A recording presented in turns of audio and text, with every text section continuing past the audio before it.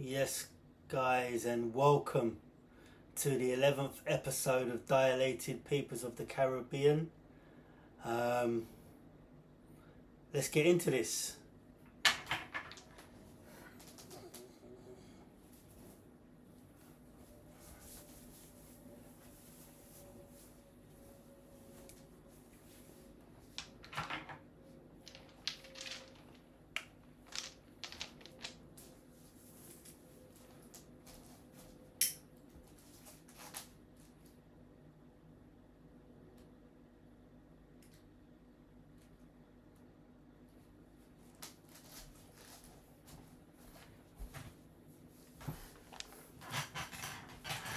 Yes, welcome.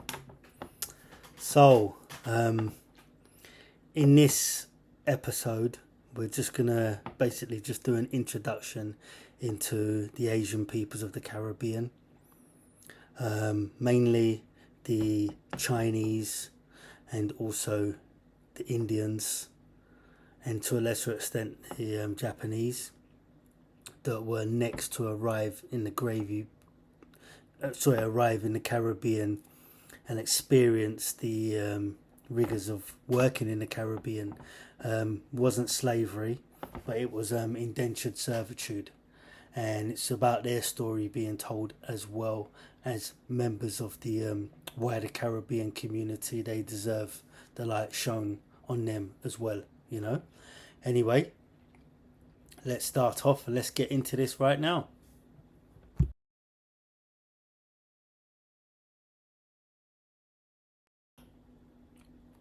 The slave masters needed a contingency plan. Following slave rebellion and subsequent abolition, they had to form a solution for the dilemma of absenteeism. This period would have presented operational worries as the gravy train of slavery was at its end. The Europeans, with vast naval and contact exposure beyond the rest of the world that equips communication more so than any other group of peoples, were in a rush for replenishable labour intensity.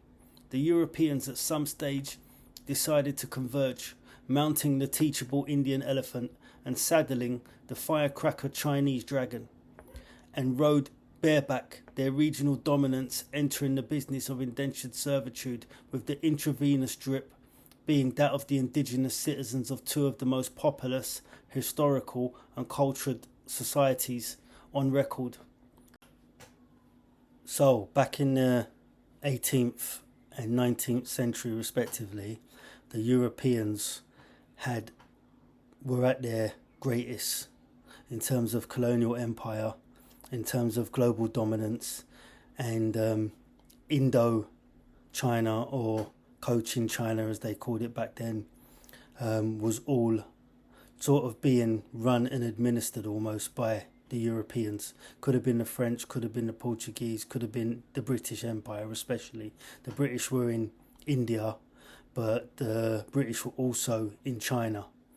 And it allowed for the Europeans, via their network of ships that were dominating the seas, were able to forge a pipeline into Asia that could deliver indentured servitude subjects to the Caribbean, most notably Chinese and Indian, which we'll go into following on from this.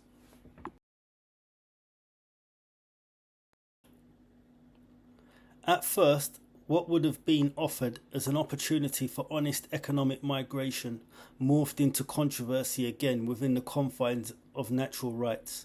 The coolie trade had officially reached its advent, whereby a wave of recruitment allowed European plantation owners, construction contractors and railway builders throughout the Caribbean and most extensively South America, especially Chile, Brazil, Colombia and Venezuela, and most notably the Grand Assembly of the Panama Canal, to receive the beneficial flow of manpower that could not only replace but had the naive numbers to extrapolate expansion of enterprise.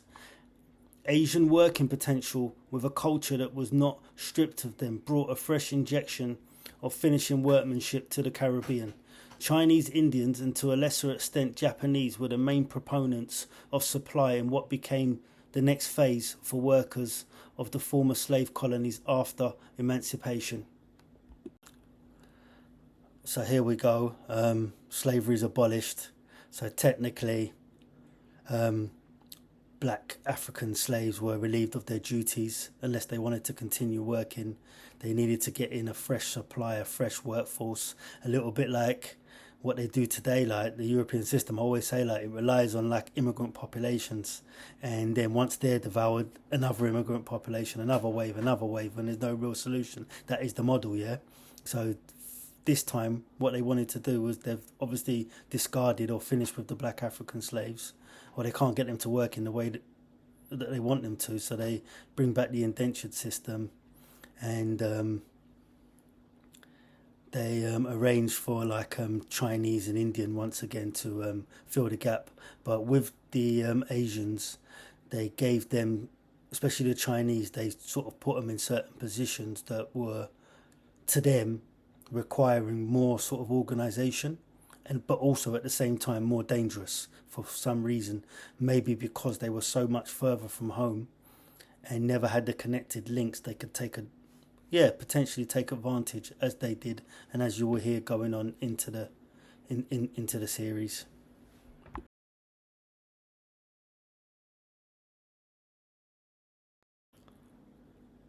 Endowed with a caste system in India that generally rewards he or she with a higher level of societal recognition, and China respectively, where it's inbred that a farmer's hat was the most important garment, as once again anyone seen to be scorched by the sun was an obvious sign of peasantry origins, an obvious indication of no regal lineage, that in contemporary art has been disproved by mass movement and the radical from any corner of the world almost overnight, in revolutionary terms, now having a legal telefocal program displaying opinionated talent. So one positive side of multiculturalism and what Britain provides as a telefocal program, like, we've now seen people from all walks of the world, all walks of life, like, perform their talents. You can see someone like enter what is stereotypically a pastime of someone from China, and you can see a black person is just as good. You can see something that's stereotypically a black pastime or a white pastime, you could say. They're the only ones that can do it. You've seen people from China go and do it. You look at in the world of snooker, the British were controlling and dominating. Now there's a wave of Chinese players that are just as good, probably even better, coming through. So we've seen now, and we can see online via technology, that the caste systems or socially downgrading someone because of the complexion of their skin is a myth to be dispelled. And we now know, like, maybe back in India, like, the darker you are, it doesn't mean anything. You're not anything. But we know, each to their own, and this, in the equality that's here, hasn't been anywhere else throughout these other places that we say are so nice. You know, there's a system, and it's based on complexion, and it seems to be across the dark-skinned people that the lighter you are, the more beneficial and more advantageous it is to you to get along in life, which we know is an absolute, but I'm going to say is an absolute nonsense, and it's been proven here, which is a good thing that people don't really talk about too often, but I just thought I'd shed a bit of light on that. Anyway, let's move on.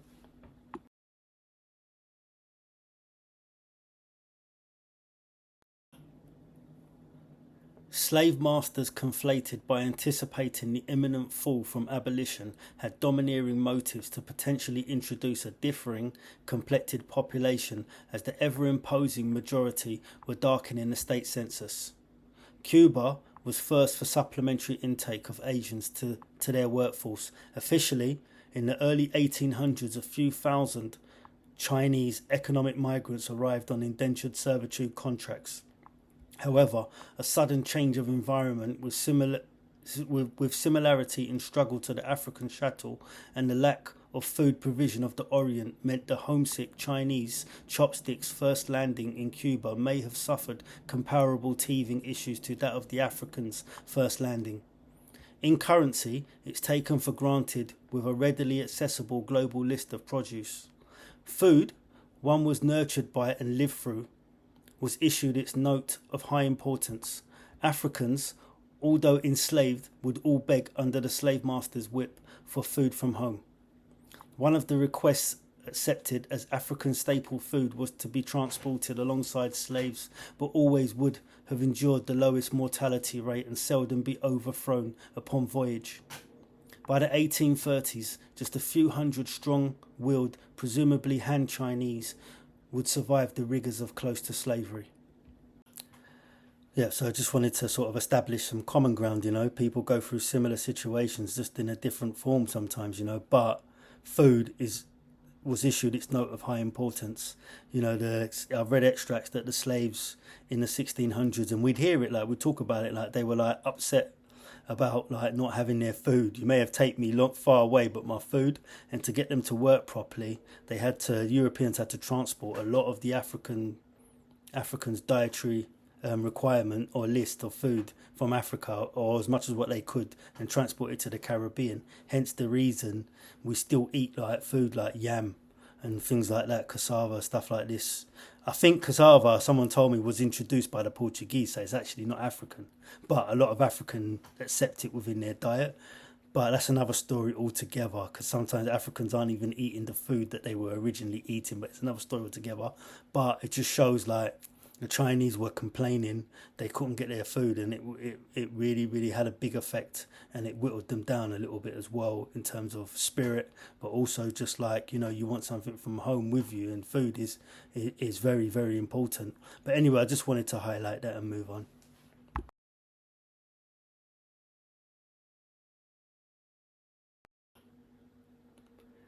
Meanwhile, the British lobbyists were pressuring other countries to follow suit with abolition, which from a British perspective had to have been enforced to the level of military action if required, as black market trade in slavery would have not been in congruency with European consciousness. Plus, from the harsh angles of brutal economics, tolerance of rival European superpowers continuing such a profitable trade could fester pendulum swinging ramifications in relation to GDP seniority. It was decided that slave abolition had to be adhered to across Europe, with the parachute of indentured servitude and a charitable reparation compensation scheme to former slave masters and states that were seen as out of pocket and had lost significant portions of GDP post-abolition. For example, upon treaty, France may have suffered humiliation at the hands of Haitian revolutionists on shift.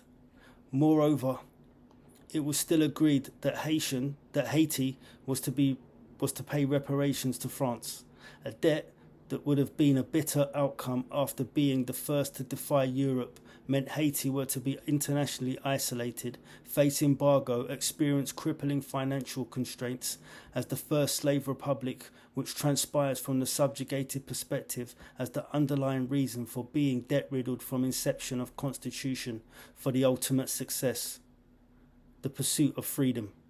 Haiti only finished its last reparations instalment in the 20th century, meaning 200 years post 300 years of slavery was the extortionate price finished paying as compensation to France, one of the richest entities to have graced the financial arena and still currently riding high and mighty at the table of Babylon.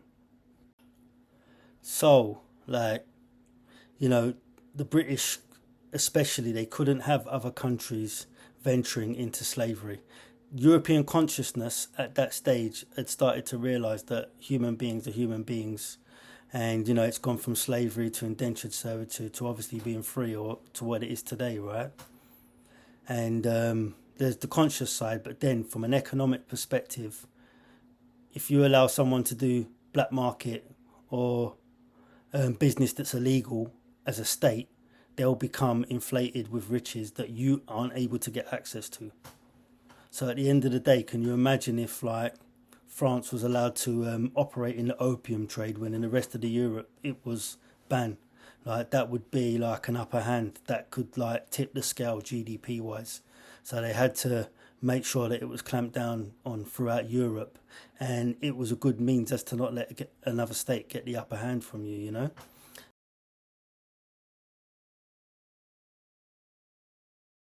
Now, moving on, with Haiti, as I've been sort of reading extracts and so on and so forth, Haiti, the island of Hispaniola, Dominican Republic, they were the first colony in the Caribbean, in the Americas.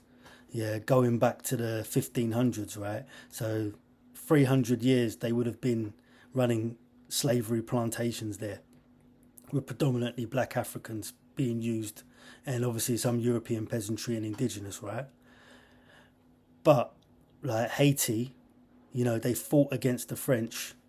They beat the French in the Napoleonic era and were able to be the first independent republic, former slave republic, something to hold up as a light must have given, like, sent shudders down the spines of slave masters, must have given a lot of people of the black diaspora inspiration, and it's the greatest story, but it needs a Hollywood film, but we'll see, right?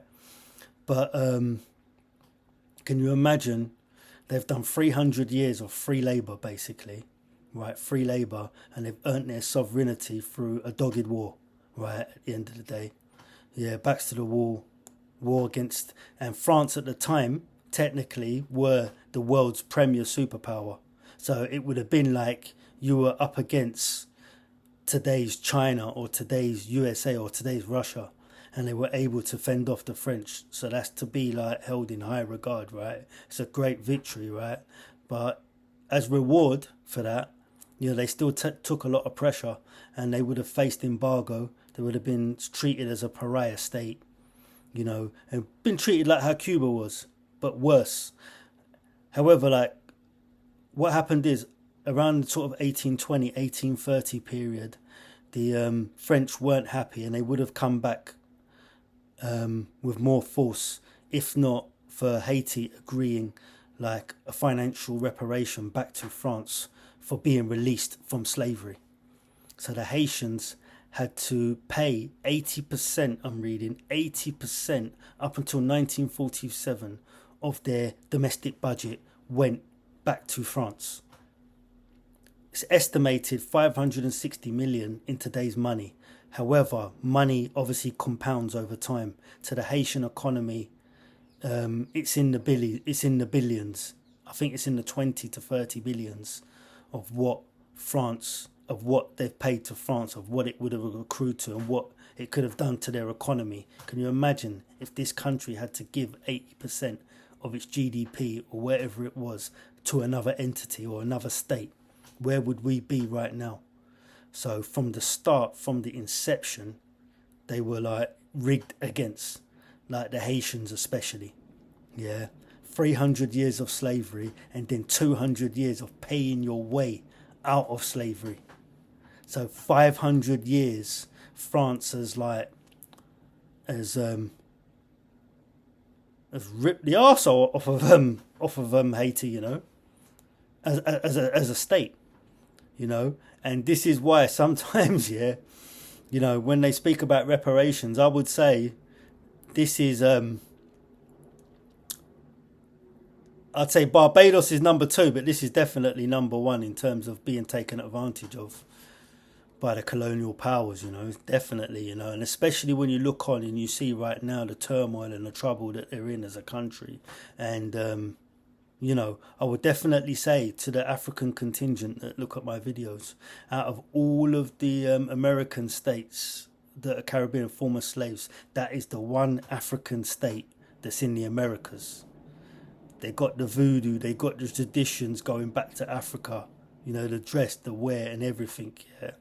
The look of them as well, these are Africans, but on the other side of the Atlantic. They are your own people. You should open your door and try and help them. As I've sort of been reading, like, Kenyans and certain other people have been going out there trying to quell the trouble and stuff like that. But this is the one state, the whole of the West African community, you should be looking out for as your own, above any other state in the Americas.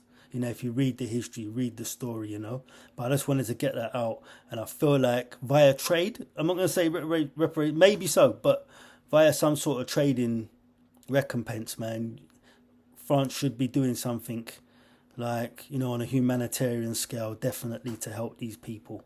you know.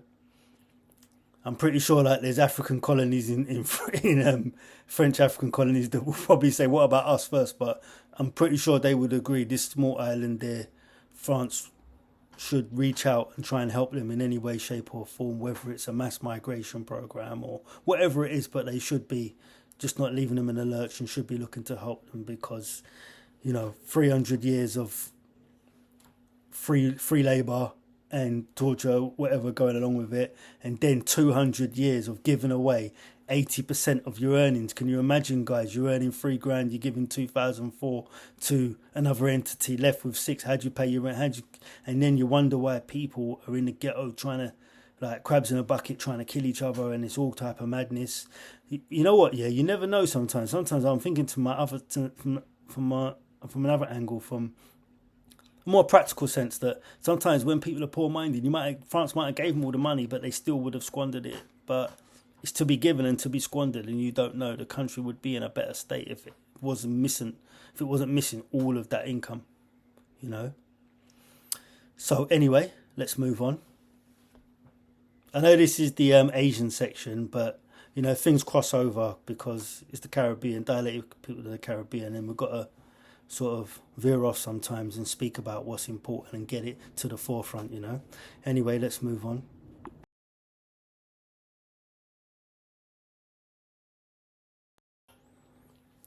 So that was just sort of introduction to the Asian peoples of the Caribbean and how they got there. Obviously, notable mention, the Panama Canal. I've seen a few sort of documentaries and read a little bit about it. It was a massive project. It stopped and started, but eventually they got it open so that you can boat through South America or through the middle of America onto the sort of eastern side of the world or western side of the world, whatever it is. But it opened up a lot of commerce, and that's why the Americans probably want it back, like the Suez Canal, these things are highly contested for, but a lot of people were used and abused, from making that canal, A lot of like Jamaicans and Caribbeans, Jamaicans especially, were sent to Panama to build the Panama Canal, and lost their lives because it was like hard work. But also a lot of Indians and a lot of Chinese were sent to the Panama Canal to build to forge the Panama Canal, So and it's got a massive history in itself, which I didn't sort of go into, but I just mentioned there, So yeah, just finishing up. France should obviously be working round the clock to help Haiti, if they're so humanitarian, and right, and yeah. Obviously the Indians as well, they had it difficult. Like, a lot of their females were left as surplus by their population sometimes, and, would have lived, hard lives. So, they were sold into indentured contract servitude not because of like opportunity, but because like it was just like what they had to look forward to in life wasn't very much of an existence. So they took risks as females to like, look, I need to leave here and go wherever they take me, and they were then scattered across the world, Indian diaspora, and then would have lost their language and been accepted into the Black Caribbean and whatever else. But they wouldn't have been treated much better than slaves, which I said a long time ago. And now that I've read into it and it's backed up and supported what I said without reading it, But anyway, that concludes this episode. I hope it finds you well. Once again, deliver this message straight to your heart. All right, take care, love, one, bless.